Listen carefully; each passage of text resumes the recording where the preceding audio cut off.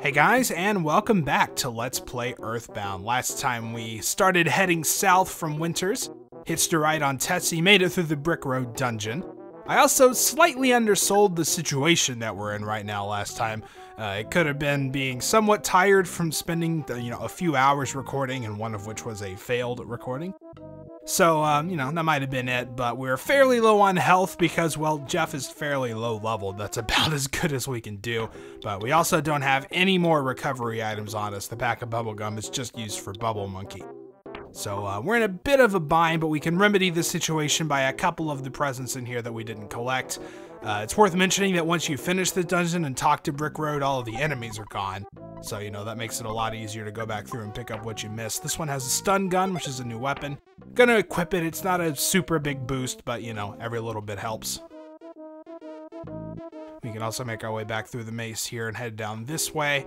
There's one more chest here to pick up. This is a croissant, which is basically a full recovery at this point. I think I mentioned it before, but it restores about 60 HP. So, with Jeff's low max HP, it's gonna recover everything. So that should help us out. It might even save us in the next section. We've still got another cave to go through with some somewhat strong enemies before we get to finally reach our destination. So, of course, anytime you need it, you can talk to Brick Road for some healing, but we're going to be moving on. Okay, so as we head south, there's one more cave to go through, like I mentioned. And it turns out this is actually one of the sanctuary caves later on, but of course, since we don't have Ness with us, there's not a lot we can do about it. If we make our way through here, we've got these little enemies. Not too much to worry about because these are attack slugs. Obviously, they put them here for Jeff to maybe get a little bit more experience if you want to. But, since we don't have a whole lot of recovery items, I'd rather not take the extra damage and level up. Once he meets up with Ness and Paula, he's basically going to be protected by them, so it won't matter so much what level he is.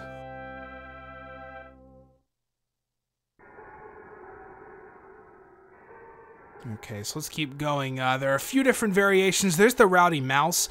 This guy can be a bit of a pain. If you remember, he's the one who gets a smash hit maybe every other time he connects, and his smash hits do like 12 to 14 damage at this point, so it can be a little bit of a problem. Of course, if he keeps doing 1 HP damage, it's really not that bad.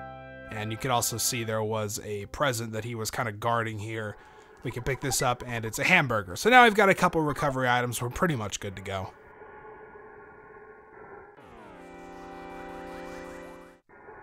Okay, Jeff leveled up to 7, didn't get any huge boosts. Now, we do have mushrooms in this cave as well, but you probably wouldn't remember just by looking at it, but this is actually a different type of mushroom. This is a Strutting Evil mushroom. And this red Strutting Evil mushroom does not have the ability to cause the mushroom status. So you're pretty much safe here. You just got his attacks to worry about, which are somewhat substantial, and it's got a little bit more health than some of the other enemies, but as you can see, it's really not too bad. So at least you don't have to worry about getting mushroomized by those things. And they sometimes drop a cookie, which is not super useful, but I guess we can get what we can out of it. Oh, like these little, I can't get through those sometimes. It's weird. Okay, leveled up to level 8 on those attack slugs. That got us a vitality boost, which, as you may remember, gets us a decent amount of max HP, so we're still in the 30s. Now, this could get rough if these two attack together, so we may have to play it a little safe. And, yeah, okay, it looks like they will, so let's see how this goes. It ended up not being that big a deal. I actually didn't even take a hit. The Rowdy Mouse in that situation is probably the one to go for first, because the mushroom has a decent chance of just being absent-minded and doing nothing, so you want to take out the mouse since it'll always attack. Now, this path that we're going up here is actually, I'm debating whether or not to heal. I probably should. Let's go ahead and eat the hamburger. Yeah, this path up here is not actually required, but you can see there's a gift at the top, which we do want to get, so let's take out the mushroom first. And inside the gift box, there's a cheap bracelet. It's not that great by itself, but when you've got nothing, a 5 defense boost is pretty substantial, so we might as well go ahead and equip that. So now we can make our way through. You might have actually saw the little shining power guy up there. We can get to him as Jeff, but you'll see we won't be able to do anything about it. Now, there's a bottle rocket there. We have a big bottle rocket in our inventory, which I believe I said before, but make sure to remember to save that. And bottle rockets are good attack items that he can use. I think we can get a decent description here. Okay, it doesn't actually tell you how much, but bottle rockets do about 120 damage, you know, plus or minus some depending on randomness, so they're really good to have around for stronger enemies. So we need to get up here. You can see there's this rope coiled up. In order to get up there, we can give Bubble Monkey some bubble gum.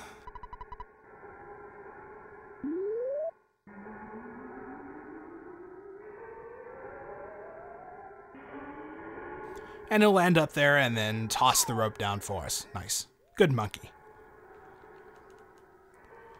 Alright, so let's go up here. Not too many enemies. One mushroom we can take easily. And it's worth mentioning that, just to give you an idea of how good the cheap bracelet is compared to having nothing, it took those mushrooms' attacks down from 14 to about 8.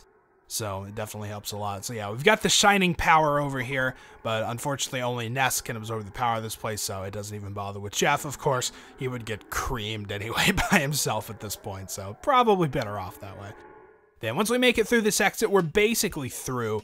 There's only this one little section, and then, yeah, Bubble Monkey sees a female monkey over there. She's my type. I think I'll ask her for a date. Go for it, Bubble Monkey. Okay, well, he kind of chased her off. I'm not sure if that's the monkey equivalent of asking for a date, but alright. Yeah, so off they go. Bubble Monkey has now left us for good, and we don't have him following us anymore. Now, here we have this little formation of rocks may look kind of familiar to a real-world counterpart.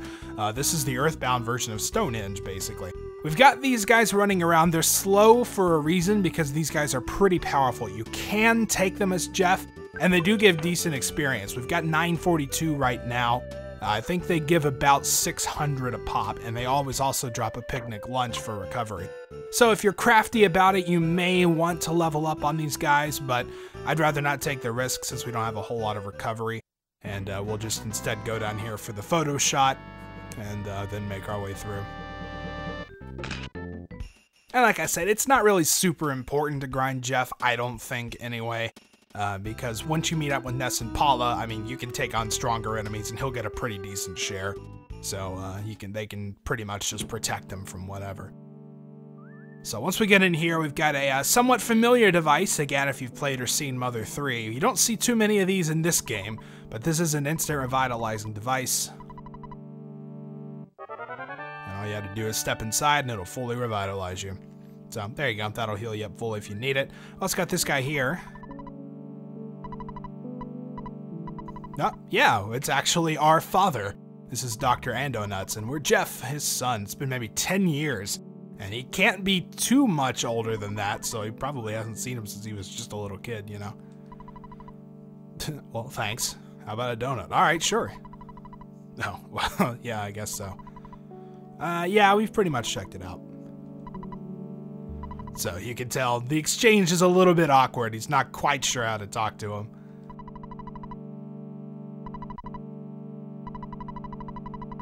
So he's going to mention the phase distorter that can connect 2 points, but it's not complete yet, so it's not something we can use right now, but we do get the Sky Runner.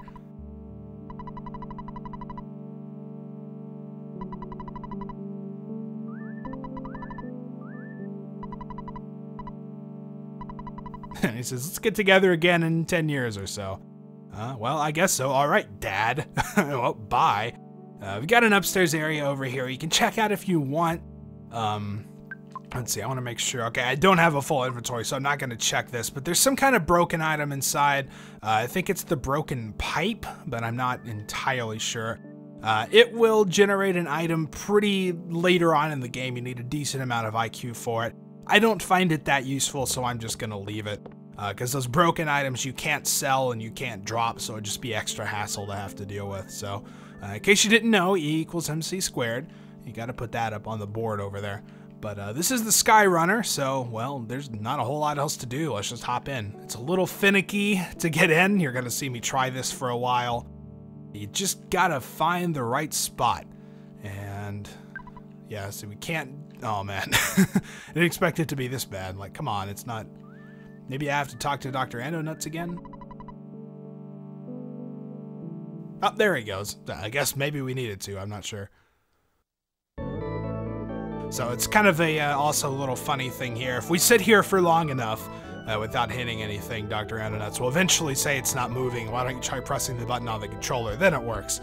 You can actually skip that dialogue if you know about it beforehand just by hitting the button. So that's kind of cool, I think. So this fight sequence is a little bit long. I guess we'll sit through the whole thing because you see some interesting sights along the way. So, you know, it's worth keeping around.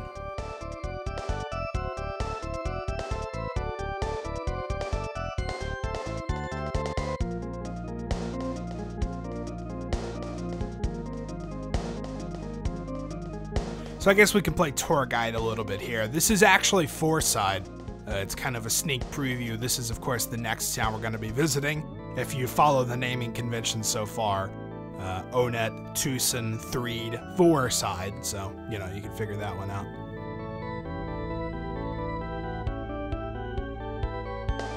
And let's see, next off, ooh, yeah, there's this little desert area. We will, of course, be going to that at some point, but, well, it's a desert. I'm not sure what else there is to say. Remember that present for later.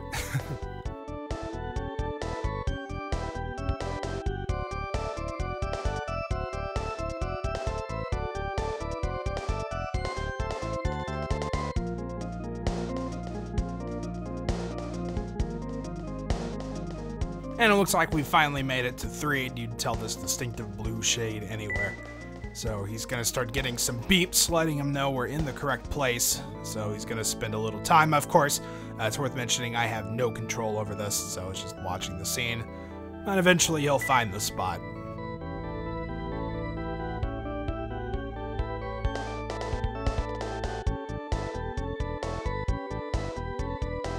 Like I said, eventually.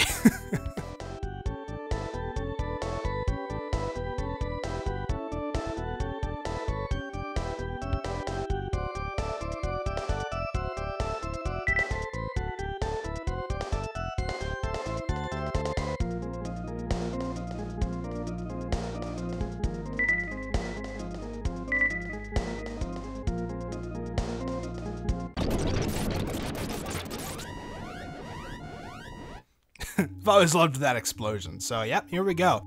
And I think this is the first time Jeff actually talks. Now that we're not directly in control of him, he gets to speak. It's just how it works in this game. And I don't know if you'd call that a landing, more like a crash, but fine. Not very strong, really nearsighted, kind of shy, and I tend to be a little reckless. Well, yeah, but, you know. Hope you want me to be your friend. Of course, man. Come on.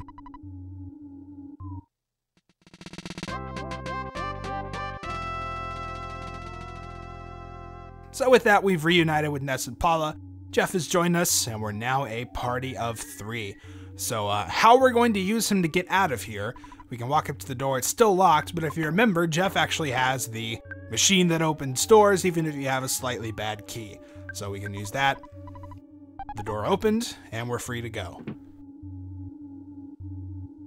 So unfortunately, the bad key machine never actually has any other use in the game. Now that we've used it to get out of here, we can basically get rid of it. Unfortunately, since it has key item status, as you can see, you shouldn't throw the bad key machine away. So we're gonna have to give that to Escargot Express to actually get rid of it.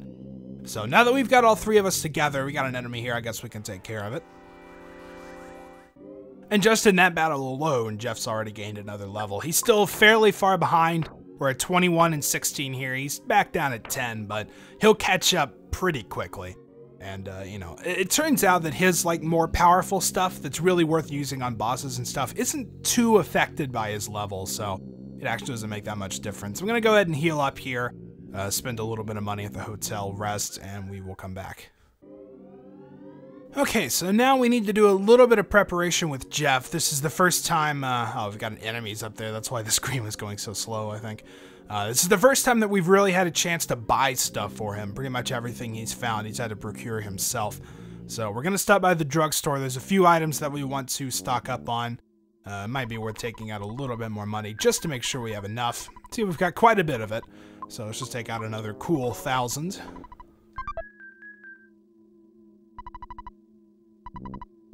Alright, his inventory I don't think is full, so hopefully we won't have to get rid of something first. Of course, we want to buy the hard hat, any equipment that's better than what he already has. We're definitely going to sell back that Holmes hat. And And we also want to get a copper bracelet for him. And get rid of the cheap bracelet. Alright, and also there's a couple things in his inventory that we want to sell because we're not really going to use. Let's see, the defense spray we're definitely going to sell. I can go and do that because it sells for a pretty decent amount actually, and it's really not that useful, so, you know, it's worth the free 250 bucks pretty much. So a couple other things, let's see, I'm probably going to get rid of definitely the pop gun, probably the cookie, so just a couple things. I'll take care of the inventory. Might sell some things from other people as well, so we'll meet up once we're done with that. Okay, so I've sold some things, and I've also phoned Escargot Express, so they should be finding me here in a bit. For now, though, let's go ahead. We're going to be talking to this black market guy back here. First, looks like we got item storage. Kind of a crowded place back here to have all these people. So we can get rid of a couple key items here. First, the backstage pass has no more use. And second, we can get rid of the bad key machine. And also the pack of bubblegum. So that'll clear out some space. And you can also see I did sell a few more things as well, so we should be good on inventory space for a little while at least. Alright, so we've got a couple things. First, the toy air gun. It's not super much of an upgrade over what Jeff currently has, but again, like I said before, every little bit helps. So, you know, 35 to 43, it's substantial. I mean, you know, 8 is pretty good. So we can sell the old gun, and I'm also going to buy a handful of bottle rockets. These are going to be Jeff's really best source of offense. So we're just going to be stocking his inventory full of them pretty much, and they're pretty cheap as well. So maybe just a couple more.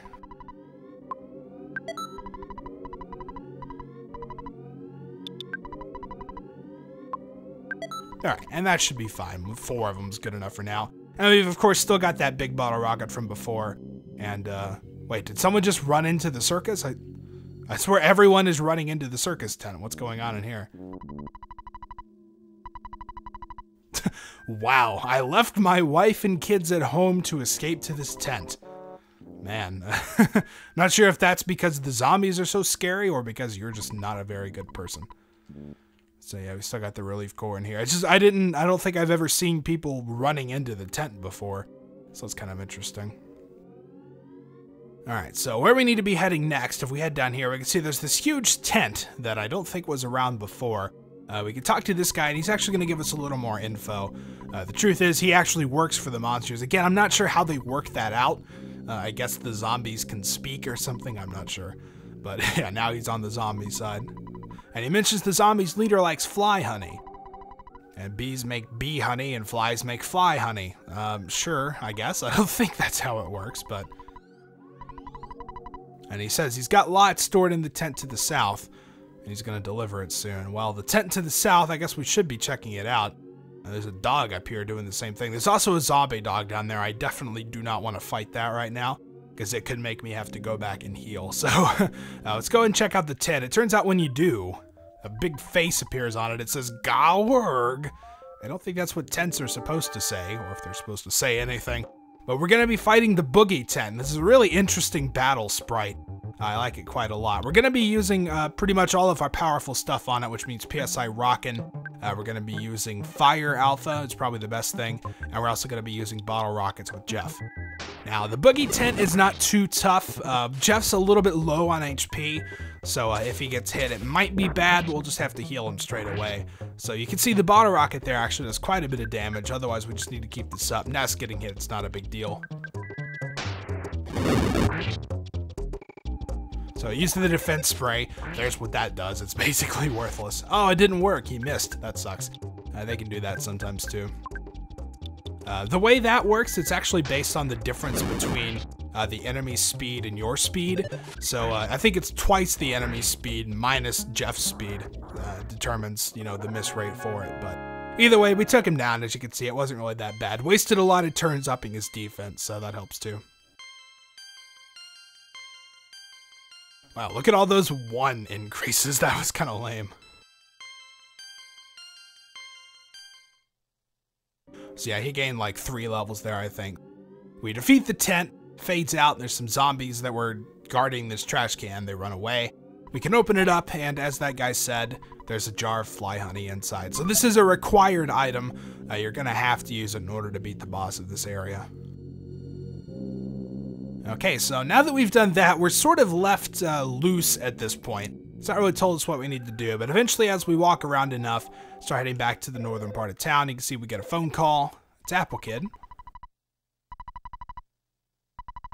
He says he invented the zombie paper used to trap zombies. He just has this knack for coming up with exactly what we need, you know? So it works kind of like fly paper. Just place it on the floor of a tent. And then the zombies get stuck to it. Well, I guess that could work. He says, in fact, I bet we could get rid of all the zombies.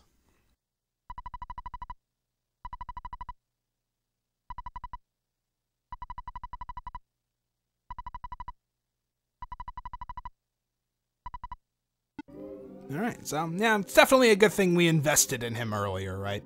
So now we basically just have to wait for it to get delivered. Doesn't take too long. There he is. It's actually the mock pizza guy. We haven't seen him yet. He looks kind of funny. Yeah, so he says, let's just pretend you're a nest and I'll give this to you. Like, he doesn't even care. And of course, you know, just so happens to work out that he is actually giving it to Nest, so that works for me. Alright, so we get the zombie paper. And eventually he'll go away. There he goes. Perfect. And now we are free to go. So at this point, we've got our zombie paper. This is pretty much the biggest tent we can find, so all we really have to do is go in here and set it. I think we could talk to these people first, and they'll say some different things. Just saved my life. Of course, the guy you love to hate up here.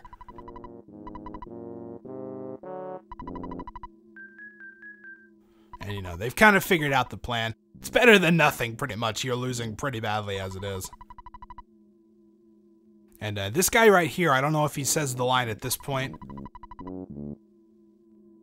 Oh, okay, maybe not. We might have to set it down first. They do say different things, I think. So all we gotta do is find the zombie paper and then use it. And we'll place the zombie paper on the floor. You don't see any difference, but that means we're pretty much good to go. And zombie paper is a stupid product name. Well, blame Apple Kid. And then they all start taunting the zombies. Should probably, like, get out of here first. Like, you know, there's still only one way in or out. Might be a bad idea, but anyway, let's head out. Now that we've set down the zombie paper, basically all we gotta do is wait. And of course, the fastest way to speed time up is to stop by the hotel and spend the night. So we're going to do that. Unfortunately, it's somewhat pricey. It's actually $60 per person, so it's going to be $180 for a one-night stay. Thankfully, we've got a few thousand, so it doesn't really matter too much.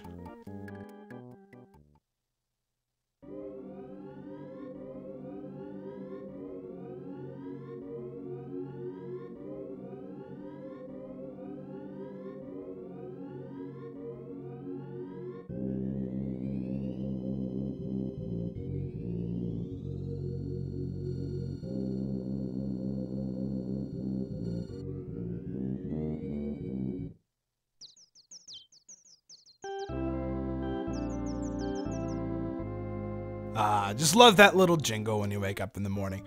So yeah, it looks like the zombies fell for it. They all went into the tent. I guess we just have to hope that it worked as advertised. Also, a little funny dialogue here. Sorry, we got some kids at the hotel a few days ago. Hey, it was you. Yep, it didn't quite get me. Just kind of locked me up for a little bit. So, of course, we saw the animations of all them walking in. And all the people are gathered around outside. Let's see what they gotta say. It's really gross. Yeah, honestly, I would imagine. Can't be too pleasant. Poor zombies. I guess. I don't know. It's able to arrest many zombies. Yeah, arrest does sound a little strange. Oh, alright, let's check it out. Whoa, yep, no, there's definitely a lot of zombies in here. This guy walking around. Wonder if they could still get me. Well, maybe, just don't get too close to them. Yep, so we can actually talk to some of them. And it turns out they do speak, so I don't know, maybe they worked out a deal with those guys and were able to communicate after all. That's because I'm a zombie. You know, like she said, yeah, poor zombies. You feel kind of bad for them. I'll blame you for the rest of my quote-unquote life. Hey, who's really the monster here?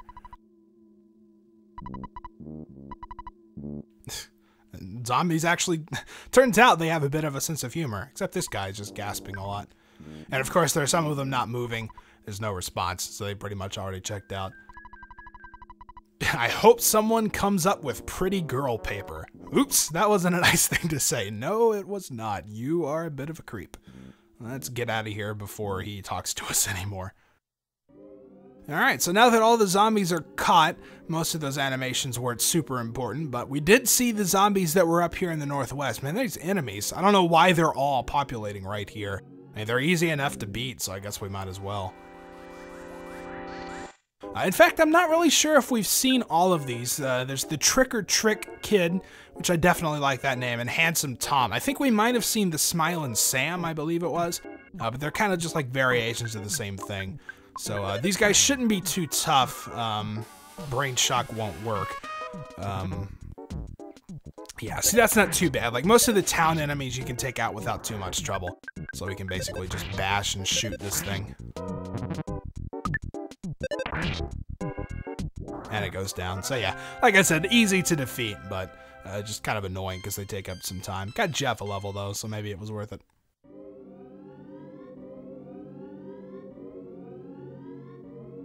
Alright, so yeah, we still do have all these enemies here in the graveyard. Might be worth avoiding. The putrid moldy men and everything from these trash cans can actually be a little bit tough. So it might be worth avoiding lest they take out Jeff or something. Oh. Okay, looks like we got another fly up here we're gonna have to fight, no big deal. And those are pretty weak. So now that we can actually head through here, these zombies are gone, which means we can access the passage behind them. But I think we're actually gonna save this for the next part. This is gonna start leading us to the next section of the game, so, you know, I think this looks like a pretty good place to stop. Next time we'll head down the ladder here and see what lies beyond. Till then, thank you guys for watching, and I'll see you next time.